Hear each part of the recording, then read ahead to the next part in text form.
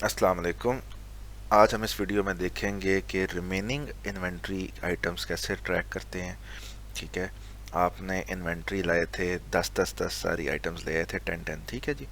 इसमें से कितनी आइटम्स सेल हो गई हैं और आपके पास कितनी रह गई हैं, ये कैसे ट्रैक होगा। ठीक है, तो हम यहाँ पे एक कॉलम बनाते हैं, item sold and item remaining items. ठीक है, कि कितनी बिक गई और कितनी रह गई, ये जानना तो ज़रूरी है आपके लिए। ठीक हो गया। तो ये काम अब हम कैसे करेंगे, करना तो ये ऑटोमेटिक है, जाहिर बात है, हम एंट्रीज नहीं करवाएंगे। तो यहाँ पर इन्वेंट्री के शीट में हमारा ये पहले दो कॉलम्स होंगे जो कि ऑटोमेटिक होंगे। अब तक इन्वेंट्री सारी हमारी मैनुअल थी, तो इसको हम निशानदेही कर देते हैं ताकि जो भी डाटा एंट्री कर रहा है उसको बताओ। ठीक हो गया जी, कि कितने आइटम्स बिक गए। करने का तरीका ये है कि हमने सम करना है। मैं ज़रा लॉजिक आपको बता देता हूँ। हमने एक्चुअली काउंटिंग करनी है ना, कि जी ये वाली जो आइटम है रिमोट कंट्रोल कार की कितनी क्वांटिटी सेल हो गई है। तो ये थ्री, एक दफ़ा 3 बिके थे, दूसरी दफ़ा एक बिका था, 4 हो गए, और 4 5 6 7, तो 7 आइटम्स जो है रिमोट कंट्रोल कार की सेल हुई हैं टोटल। इस शीट में हमने यही पता करना ना कितनी सेल हुई हैं। तो इसका फॉर्मूला क्या है, अब अपने आप को समझें आप कि आपने ये काउंट कैसे कर लिया। ठीक है, जिस तरीके से आपने काउंट किया है, गूगल शीट का जो फॉर्मूला वो भी उसी तरीके से बनेगा। ठीक है, आपने क्या किया, आपने इस नाम को पढ़ा, शीट में गए डेली सेल्स के, और यहाँ ढूंढा कि ये नाम किधर किधर है, ढूंढा। उसके बाद आपने सम सम किसको किया, प्लस किसको किया, देखा आपने इधर, पढ़ा आपने यहाँ पे, सॉरी देखा आपने इधर, ठीक है जी, और प्लस आपने इधर किया। यही 3 चीज़ें हमने करनी है यहाँ पे। तो हमने जो फॉर्मूला लगाना है वो क्या करना है कि जी प्लस कर दो अगर ये चीज़ तुम्हें, इसकी मैं आपको साथ साथ वो भी दिखा दूँ डिस्क्रिप्शन, ये इसका कोई भी फॉर्मूला अगर आपको मेरा बताया हुआ भूल जाए तो आपने ये क्वेश्चन मार्क पे क्लिक करना है, ये आपको वहाँ से भी डिटेल दे देगा। ठीक है, जस्ट मुझे एक टिप आपके लिए मैंने ये दी है। अच्छा जी, सम इफ, सम कर दो अगर, अब ये वी लुकअप से थोड़ा डिफरेंट चलता है। ठीक है, सम कर दो अगर इस रेंज के अंदर, ठीक है जी, इस कॉलम के अंदर तुम्हें मिलता है, वापस आओ, ये नाम, तो किसको सम करना है, वापस आके बताओ, इसको सम करना है, ब्रैकेट क्लोज। लो जी, 7 हमने ढूंढे थे पहले लास्ट टाइम, अभी भी आंसर 7 आया।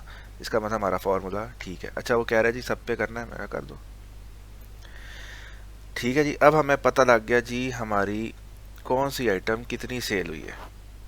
दोबारा समझो, सम इफ, सम कर दो अगर इस रेंज के अंदर डेली सेल्स के जो कॉलम बी है उसके अंदर ये मिल जाता है।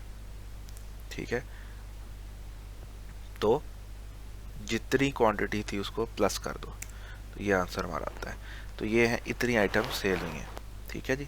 अच्छा जी, अब रिमेनिंग कितनी रह गई, ऑब्वियसली टोटल क्वांटिटी में से माइनस करना है कि सेल कितना हुआ, तो हमारे उतने रिमेनिंग है। अच्छा जी, अब आप देख सकते हैं कि डेली सेल्स के अंदर कुछ आइटम ज़्यादा बिक गई हैं, इतनी हम लाया नहीं थी जितनी बिक गई हैं।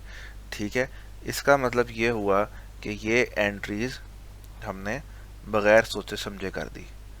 तो बेसिकली हमारे पास कोई इंडिकेशन होनी चाहिए थी कि ये आइटम्स ख़त्म हो रही हैं, ख़त्म होते होते इतनी ख़त्म हो गई कि हमने जो नहीं भी ख़रीदा था माल वो भी बेच दिया। मतलब ये पॉसिबल नहीं ना है, अगर आप मार्केट से 10 आइटम्स लेके आए हैं तो 10 ही बेचेंगे, 15 तो नहीं बेच देंगे, 15 होंगी तो बेचेंगे ना।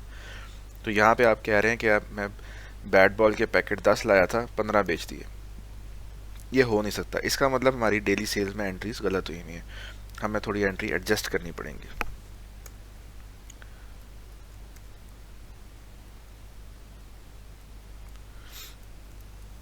ठीक हो गया। अब हम देखते हैं, ले जी हमारी सारी एंट्रीज परफेक्ट हो गई हैं, कोई भी एंट्री बाहर नहीं जा रही। अब हमारा जो डाटा एंट्री के बंदे ने कोई गलती नहीं की हुई, अब हमारी शीट भी सही ट्रैकिंग कर रही है कि हमारी इतनी आइटम्स बिक गई और इतनी रह गई। सम इफ का फॉर्मूला वी लुकअप से थोड़ा डिफरेंट चलता है। ठीक है, वी लुकअप के अंदर क्या होता है कि सबसे पहले आप बताते हो कि मैंने ढूंढना क्या है। ठीक है, वो नाम आप बताते हो कि ये नाम ढूंढना है। ठीक है, सम इफ के अंदर आप बताते हो कि पहले कहाँ ढूंढना है, फिर बताते हो क्या ढूंढना है। बस ये फ़र्क है, बाकी बहुत इजी है। ठीक है, याद करने का तरीका यही है, मैं जितनी दफ़ा आपको रिपीट करता रहूँ आपको याद तो होना नहीं है। अच्छा तरीका ये है कि आप इसकी प्रैक्टिस करो। इस शीट का लिंक डिस्क्रिप्शन में मौजूद है, इसको आप कॉपी करो अपने पास और एक नई कॉपी बनाओ इस शीट की और उसको समझने की कोशिश करो कि ये कैसे होगा। मुख्तलिफ वैल्यूज़ डाल के अपनी शीट बनाओ, उसके अंदर प्रैक्टिस करो। ठीक है, तब आपको समझ आ जाएगी ये कैसे होगा। ठीक हो गया जी। अच्छा जी, अब हमने इसमें छोटा सा काम ये करना है कि अगर हमारा कोई स्टॉक ख़त्म होने वाला है तो हमें उसकी वो निशानदेही कर दे कि कलर शलर बना दे कि जी ये स्टॉक ख़त्म होने वाला है। ठीक है, तो इसका तरीक़ेकार क्या होगा,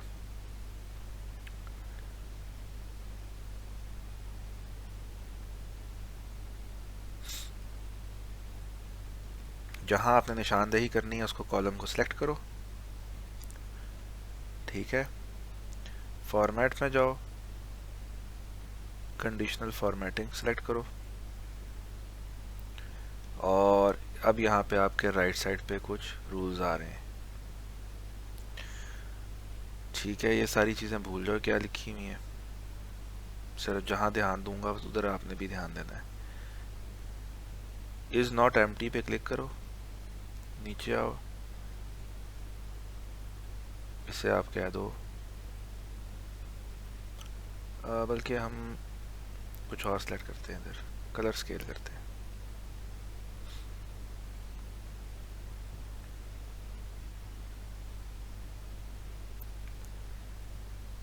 ठीक हो गया जी। अगर ये मिनिमम वैल्यू है तो इसको हम रेड कर देंगे और अगर ये मैक्सिमम वैल्यू है तो इसको हम ग्रीन कर देंगे। ठीक है जी, ये सेटिंग हमने की है। क्या किया कि हमने कलर स्केल अप्लाई किया, हमने सिंगल कलर नहीं यूज़ किया कि यार सारे का सारा बता दो बस कम कौन सा है। हमने ना स्केलिंग की है कि हमें देखते ही पता लग जाए कि कौन सा स्टॉक हमारा ख़तरे में और कौन सा खाली हो चुका है, यानी कि उसमें कोई आइटम्स नहीं बची। तो फिर हमने यहाँ से एक अपना से पसंद का कलर सेलेक्ट किया, मुझे ये समझ आया, मैंने ये वाला कर लिया। ठीक है, इसके अंदर हमें क्या मिल रहा है कि हम एक मिनिमम वैल्यू जी, अगर मैंने वैल्यू कम होती जा रही है तो वो रेड होती जाए। ठीक है, दरमियान में है तो 50% है तो ये येलो हो जाए, और अगर बहुत ज़्यादा वैल्यू है मतलब कि 10 है, 8 है, 9 है तो वो ग्रीन हो जाए। इसको मैं डन करता हूँ, करूँगा ना तो ये सारा अप्लाई हो जाएगा। ठीक हो गया।